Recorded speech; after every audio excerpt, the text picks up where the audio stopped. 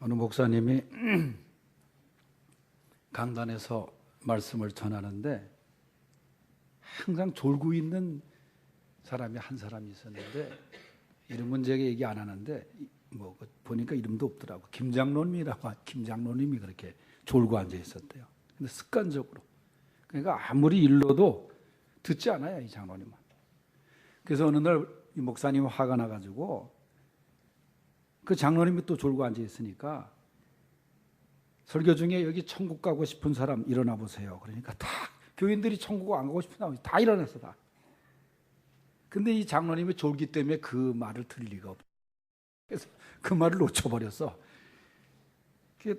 순간적으로 이 사람들이 다 일어나 있는데 분위기가 있어서 보니까 다 일어서 있는 거예요.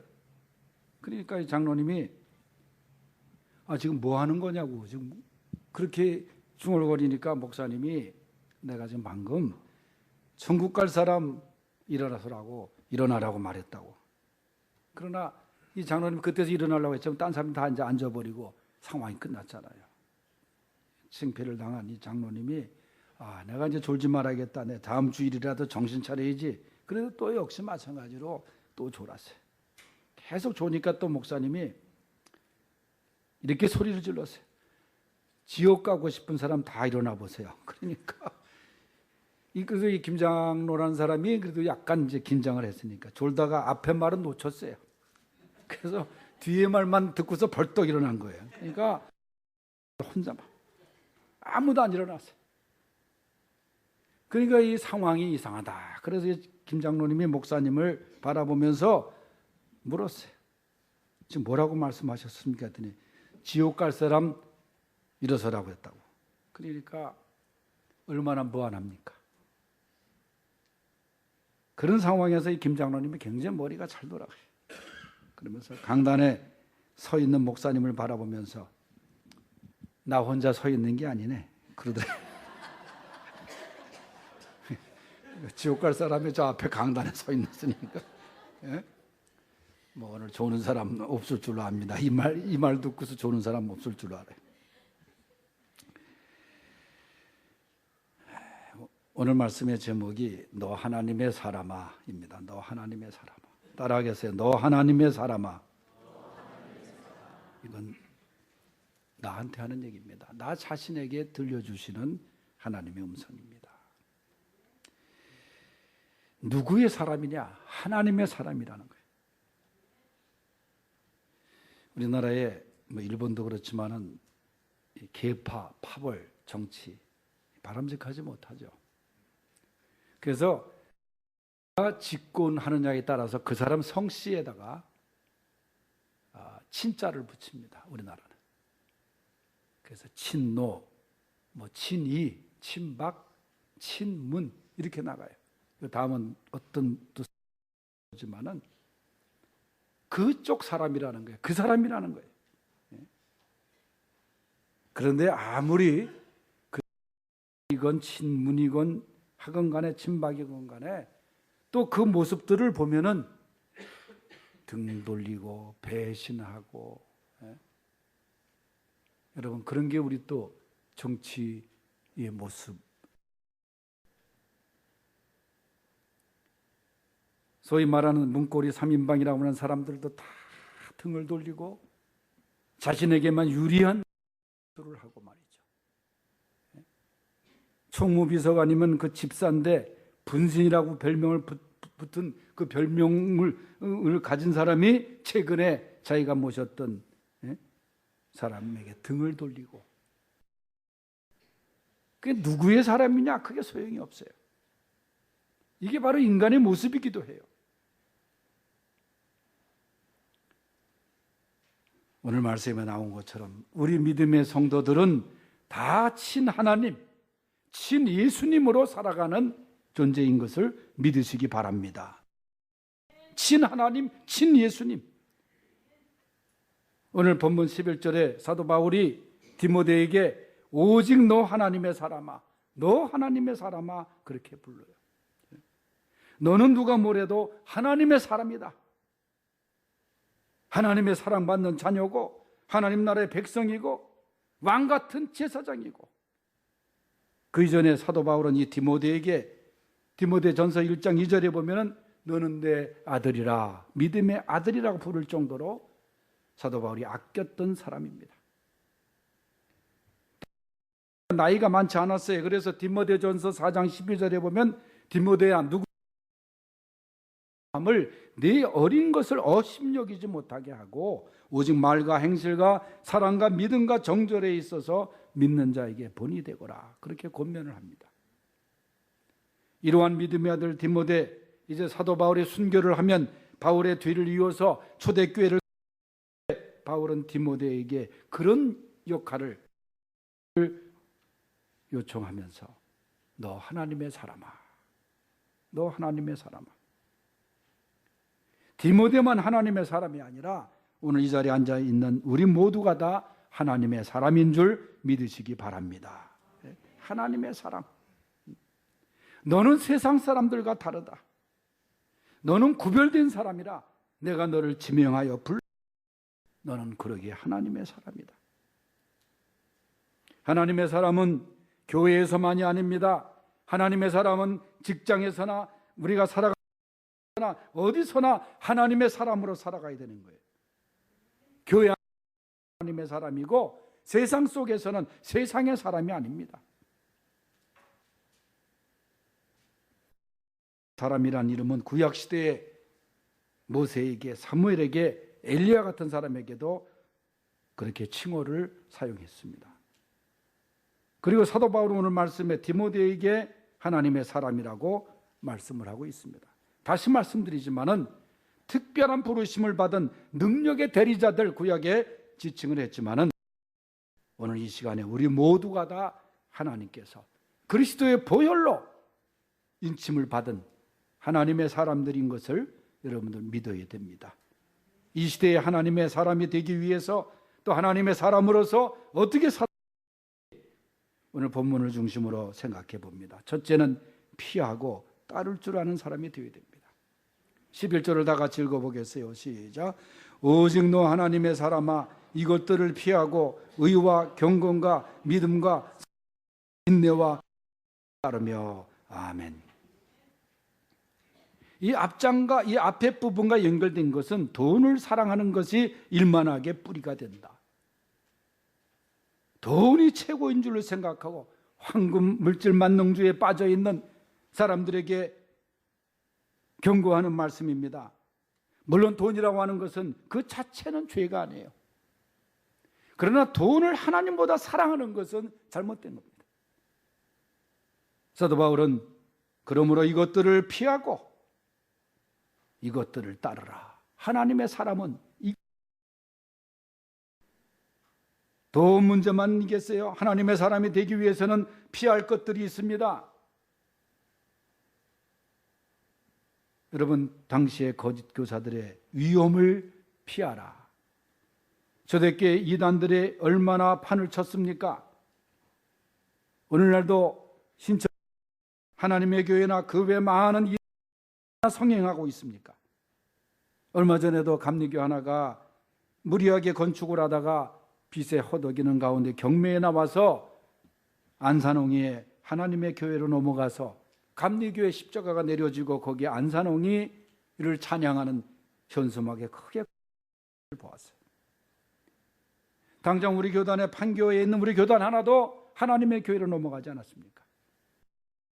그만큼 성행하고 이단들이 그만큼 지금 판을 치고 있는 시대를 살고 있습니다. 그들과 대항해서 이길 수 있으면 우리가 말씀을 가지고 나가야 되지만은 그들이 교묘하게 자신들에게 유리한 성경 구절만 가지고 접근하고 설득하고 물질로 공세를 피고 오늘 말씀에 피하라는 거예요. 그들을 상대하지 말라는 거예요. 하나님의 사람들은 하고 그리고 의와 경건과 믿음과 인내와 온유를 따르라. 따라야 할 이 6가지 다 좋은 것입니다. 하나님이 기뻐하시는 서로 짝을 이룬 겁니다. 기독교 신앙의 핵심적인 덕목을 열고한 따를 것입니다. 이 다 따르면 얼마나 좋. 그러나 여러분, 이 중에 하나라도 기도의 제목으로 삼고, 이 중에 하나라도 내가 따르게 하옵소서. 의를, 믿음을, 사랑을, 인내와 온유를 다 따르면 좋지만, 여러분 말씀을 붙들고 따라갈 수 있는 하나님의 사람들이 다 될 수 있기를 바랍니다. 피할 것을 피하고 따라야 할 것을 따를 수 있는 하나님의 사람들, 예수님의 말씀과 삶을 따르는 사람들, 끝까지 따름으로 하나님의 사람으로서의 삶을 살아가는 2018년도가 될 수 있길 바랍니다. 두 번째는 하나님의 사람들은 믿음의 선한 싸움을 싸워야 돼요. 12절에 보니까 믿음의 선한 싸움을 싸우라 그랬어요. 연초에 말씀드린 우리의 믿음의 경주도 사실 싸우는 경주입니다. 히브리서 12장 4절에 보면은 너희가 죄와 싸우되 아직 피 흘리기까지는 대항치 아니했다 그랬어요. 믿음의 죄와 싸우는 경주입니다. 우리가 이 경주에서 치면은 믿음이 무너지는 거예요. 말씀드린 대로 죄와 싸우되 아직 피 흘리기까지는 대항치 아니하고 그랬습니다. 우리가 죄와 싸우되 끝까지 싸우라는 거예요. 물론 문자적으로 죄를 짓지 않기 위해서 자기 몸을 상하게 할 정도로 고행을 하는 성결의 수호가 아니라 핍박에, 초대교회 당시에 많은 어려움을 당하는 그 핍박을 수용하면서 견디면서 싸우라는 거예요. 여러분, 지금 이 세상은 전쟁터라고 할 수 있습니다. 영적 전투가 얼마나 치열한지 몰라요. 말씀드린 대로 올림픽에서 우리 선수들이 이 싸움을 위해서, 이 경기를 위해서 얼마나 많이 훈련을 하고 땀을 흘리고 그랬겠어요.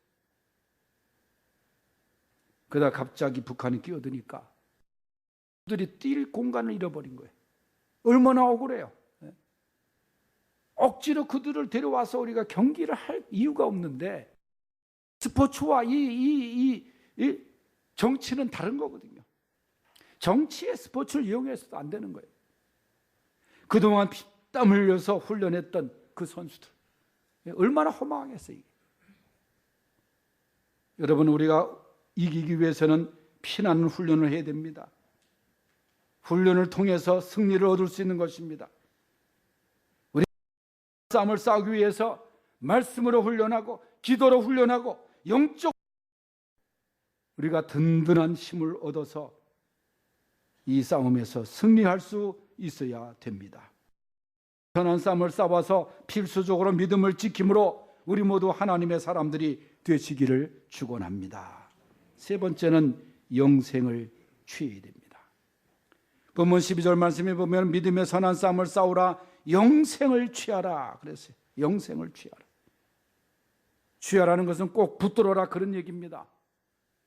요한복음 3장 마르틴 루터가 작은 복음이라고 하는 그 말씀 속에 보면은 하나님이 세상을 이처럼 사랑하사 독생자를 주셨으니 이는 저를 믿는 자마다 멸망치 않고 영생을 얻게 하려 하심이니라 말씀하셨어요. 우리에게 영생을 주시기 위해 아들 예수를 세상에 보내신 성부 하나님, 우리가 영생이라는 선물은 예수 그리스도를 통해서 얻어지는 거예요. 그런데 여러분, 영생은 죽어서만 얻는 것이 아닙니다. 영생은 이미 얻은 영생의 그 하나님의 구원의 선물은 우리가 이 땅 위를 살아 그 영생을 누리면서 살아가야 되는 거예요. 그러면 하늘나라 영생의 삶이 뭐예요? 어떻게 하는 것이, 어떻게 사는 것이 영생의 삶일까? 하늘나라의 삶을 앞당겨서 사는 것일까? 바로 사랑을 베풀면서 사는 겁니다. 하늘나라의 특징이 사랑이에요. 거기에 미임이 어디 있겠어요? 오늘 말씀에 보면 하나님의 사람은 영생을 취하라, 영생을 붙들어라 그렇게 말씀하는 거예요. 영생을 소유한 사람답게 살아가라. 제가 예전에 보았던 책 중에 하나가 바보 의사 안수연입니다. 그 책을 읽으면서 제가 큰 충격을 받았어요. 어쩌면 이렇게 맑은 청년이 있을까 할 정도로. 그래서 제가 그 책을 몇 권 사서 보내고 싶은 사람한테 이름도 저 이름 이렇게 거꾸로 바꾼 것 같아가지고. 근데 이 안수연이가 우리 교단의 영락교회 대학부를 졸업한 아주 그 믿음 생활을 잘했던 청년이었어요. 고려대 의과대학을 들어가서 졸업을 하고 같은 병원 내과 전문의로 일했던 안수연. 그가 항상 믿음의 글을 쓸 때 스티그마라고 하는 그리스도의 흔적이라는 필명으로 글을 썼던 청년이에요. 정말 그리스도를 닮고자 했던. 그런데 그러한 그가 유행성 출혈열에 감염돼서 갑자기 세상을 떠납니다. 그가 자기 교수님 그 아버님 생신 때 선물을 들고 간 액자가 바로 써 있는 것이 너 하나님의 사람아. 오늘 말씀의 제목이 그 액자였어요. 하나님의 사람으로서 그리스도의 흔적을 간직한 자로서 그가 말한 것 중에 이런 말이 있습니다. 그리스도인은 의학적으로 혈관이다. 하나님의 능력과 은혜가 그리스도인을 통해 흐르기 때문이다. 혈관인 그리스도인이 더 많이 나쁠수록 더 많은 생명이 흐르게 된다. 그는 의학 분업으로 인해서 의사들이 전면 파업을 할 때도 손가락질을 받으면서도 그는 환자의 곁을 지켰다 그래요. 끝까지 최선을 다해서 치료하다가 생명을 잃은 그 사람 영안실에 가서는 직접 가서 유가족들을 위로 거기서 기도하고 정말 의사로서의 길을 잘 걸어갔던 젊은 청년 의사였습니다. 정말 남들이 생각할 때 바보처럼 여길 정도로 얼마나 헌신적으로 물질을 떠나서 환자들을 위해서 일하다가 그가 하늘나라에 갔습니다. 그의 가방에는 항상 찬송 테이프, 말씀 카드가 들어있었고 위로가 필요한 한다면 그것을 꺼내주고 그리스도인을 혈관으로 비유하면서 그리스도인을 통해 흐르는 그리스도의 보혈 더 많이 나누고 베풀수록 더 많은 생명의 피가 흐르게 해야 된다. 그의 추도식에 의과대학장이 이런 얘기를 했습니다. 많은 학생이 수연이의 이야기를 읽고 의사를 꿈꾸며 우리 대학에 지원을 했다. 면접 시간에 그렇게 많은 수험생들이 얘기를 하더래요. 생을 취했던 그 한날의 삶을 이 땅에서 실천하며 살아갔던 안수연이라는 그 의사. 여러분, 우리 그리스도인으로서 우리도 주님의 흔적을 남겨야 될 줄로 압니다. 여러 가지로 부족함에도 불구하고 하나님은 우리를 하나님의 자녀로 하나님의 사람으로 불러주셨습니다. 너무나 감사하고 행복합니다. 이것이 최고의 축복입니다. 피할 것을 피하십시오. 그리고 주님을 따르십시오. 영적 싸움에서 승리하십시오. 이것이 하나님의 사람으로 당당하게 살아가는 모습입니다. 우리에게 주어진 이 새해 바로 하나님의 사람으로 하나님의 사람답게 살아갈 수 있는 저와 여러분들이 되시기를 축원합니다.